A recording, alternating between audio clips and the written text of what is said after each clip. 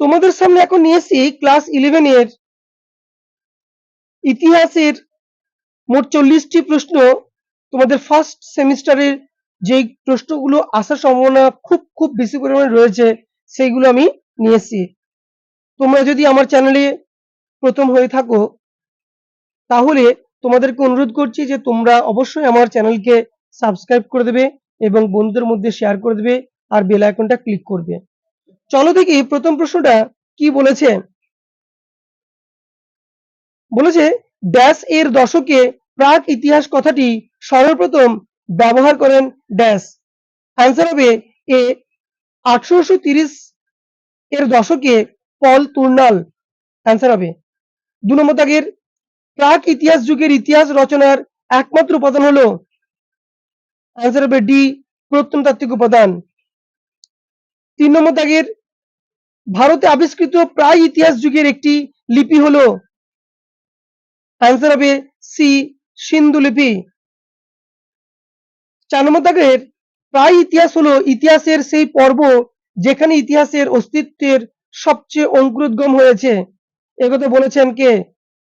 Answer হবে B Timothy Taylor. 5 নম্বর দাগেরটা কুমোরের চাকা আবিষ্কৃত হয়। অ্যান্সার হবে বি নব্যপ্রস্তর যুগে। 6 নম্বর দাগেরটা বলেছে ক স্তম্ভের সঙ্গে খ স্তম্ভের মিলিয়ে সঠিক বিকল্পটি নির্বাচন করতে বলেছে। ক স্তম্ভের সঙ্গে বলেছে 1 নম্বরে আলতামিরা গুহা চিত্র, এটা হবে স্পেন। তারপরে ভীমবেটিকা গুহা চিত্র হয়ে যাবে এ ভারত। তারপর যে সুবে গুহা চিত্র, আর তাহলে একের সঙ্গে ডি আর 2 এর সঙ্গে এ, কোনটা আছে? উত্তর হবে বি।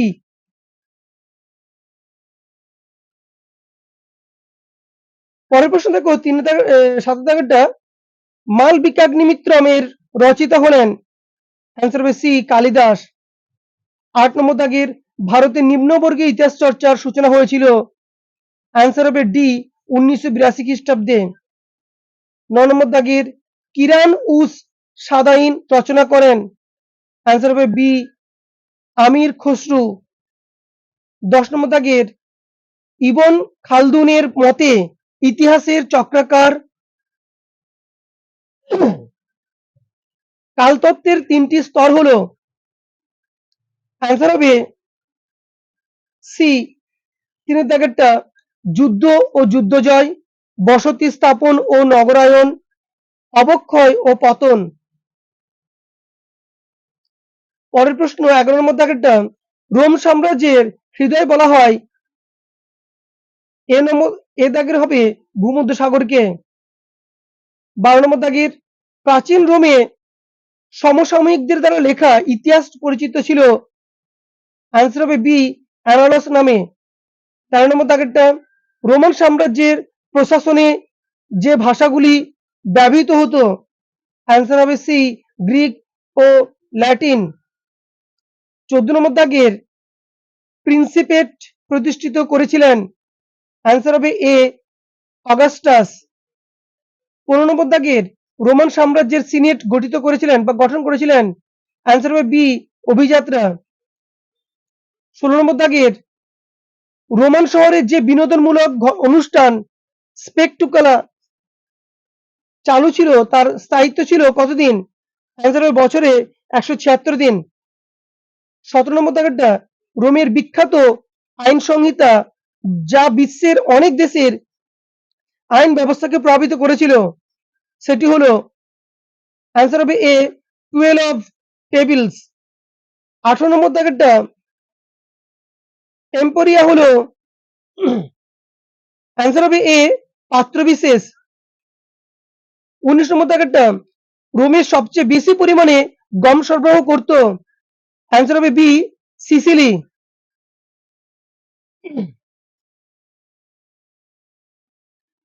20 নম্বর দাগেরটা দেখো ড্যাশ খ্রিস্টপূর্বাব্দে রোমের দাস বিদ্রোহের নেতা ছিলেন ড্যাশ। আনসার হবে বি 73 খ্রিস্টপূর্বাব্দে স্পার্টাকাস। 21 নম্বর দাগেরটা বলেছে পূর্ব ভূমধ্যসাগরীয় অঞ্চলের একটি বড় কৃতদাস বাজার হলো। অ্যান্সার হবে এ ডেলোস। 22 নম্বর দাগের এথেন্সে কৃতদাসরা পরিচিত ছিল। অ্যান্সার হবে ডি থিটিস নামে। 23 নম্বর দাগেরটা রোমান সাম্রাজ্যে যে পথে কৃষি ব্যবস্থা উদ্বৃত্ত উৎপাদনে সক্ষম ও সমৃদ্ধ হয়ে উঠেছিল তা হলো। অ্যান্সার হবে ডি কৃতদাসদের শ্রমদানে। 24 নম্বর দাগের প্রাচীন রোমান অর্থনীতির ভিত্তি ছিল। অ্যান্সার হবে সি কৃতদাস প্রথা। 25 নম্বর দাগের প্রাত্যহিক জীবনের তুচ্ছ কাজের ক্ষেত্রেও নাগরিকরা কৃতদাসদের উপর নির্ভরশীল হয়ে পড়েছিল। একথা বলেছেন কে? অ্যান্সার হবে ডি গ্রান্ট। 26 নম্বর দাগেরটা গ্রিসের সর্বাধিক উল্লেখযোগ্য নগর রাষ্ট্রটি হলো। Answer B Athens. 27 গ্রিক পলিসগুলিকে এ পারফেক্ট কমিউনিটি বলে অভিহিত করেছিলেন। অ্যান্সার হবে এ অ্যারিস্টটল। 28 স্পার্টাকাস ম্যাজিস্ট্রেটরা পরিচিত ছিলেন। অ্যান্সার হবে বি ইফোর নামে। 29 মহাভারতে উল্লেখিত জনপদের সংখ্যা। অ্যান্সার হবে সি 25টি। 30 নম্বর দাগের বিবৃতি নম্বর 1 অবন্তী বৎস কৌশল ও মগধ নামে 4টি মহাজনপদের মধ্যে মগধ একক শ্রেষ্ঠত্ব অর্জন করেছিল। বিবৃতি নম্বর 2 খ্রিস্টপূর্ব ষষ্ঠ শতকে মগধের নেতৃত্বে উত্তর ভারতে একটি কেন্দ্রীয় রাজশক্তি ও সুবৃহৎ সাম্রাজ্যের প্রতিষ্ঠাতা হয়। অ্যান্সার হবে সি বিবৃতি নম্বর 1 সত্য কিন্তু বিবৃতি নম্বর 2 মিথ্যা।